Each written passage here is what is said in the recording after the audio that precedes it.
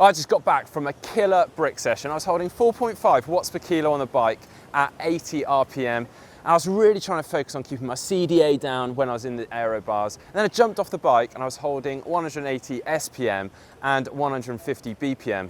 What am I talking about? Well, here is our triathlon jargon buster.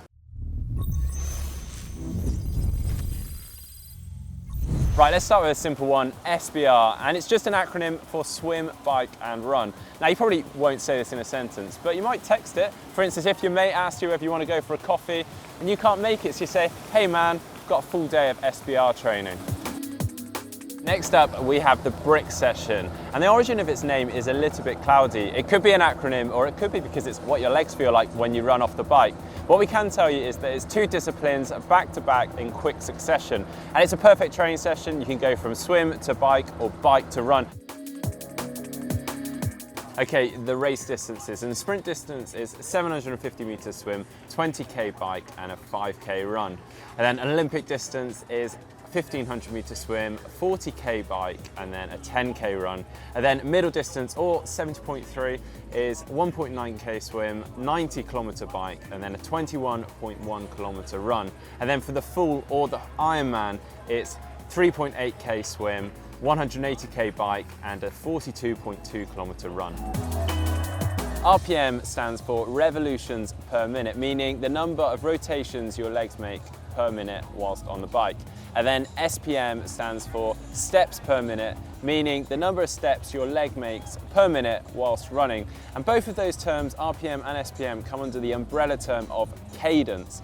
So if someone was to ask you to increase your cadence whilst running, you just increase the number of steps per minute, or SPM, on the run. Negative split, it means you go faster in the second half of an effort or race. For instance, you maybe set a 200 meter rep in the swimming pool. Simply means you go faster in the second 100 compared to the first. DPS, it's another acronym. It stands for distance per stroke. And obviously we're talking about swimming here. So if someone was to ask you to increase your DPS, basically mean they want you to increase the length of your stroke. If someone's to write FC on your training program, it means front crawl. BK, it means backstroke. BRST, breaststroke. And FLY, fly, means butterfly. And one last one, if someone's to write pull, basically means to just use your arms, so you're pulling yourself along.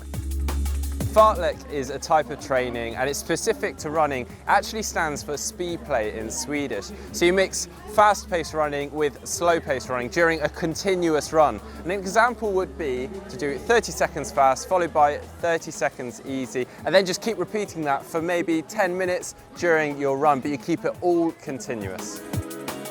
The flying mount is a way of transitioning to the bike from the swim, simply by hopping onto the saddle. And if done correctly, it's probably the fastest transition, as well as looking pretty cool.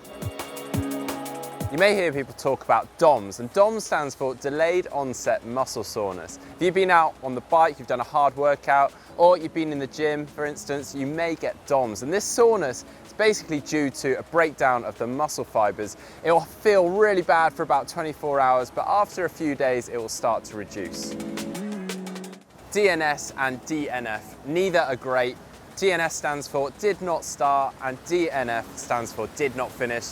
You don't want either of these beside your name before or after a race. You may hear people talking about periodisation. This basically means you're breaking a training into phases or blocks. So for instance, you might do a 4-week block of training where you build the training up and then you take a week recovery. And if you're doing it properly, it will all build up to a big goal or a big race. RPE stands for rate of perceived exertion, and it's a great way of gauging your intensity simply on how you feel, and it's normally on a scale of 1 to 10 or 1 to 20, and it saves you from using electronic devices such as heart rate or power meters. Okay, hopefully you're a bit more clued up on the triathlon jargon. We know there's tons more, hopefully we'll bring that to you soon, but if you have any great ideas, drop those in the comments below. And if you like this video, give it a thumbs up, like, and to see more videos like this, just click on the globe to subscribe to GTN. And to see our top 10 facts about Kona, the Ironman World Champs, just click down here. And to see our T1 transition tips video, just click down here.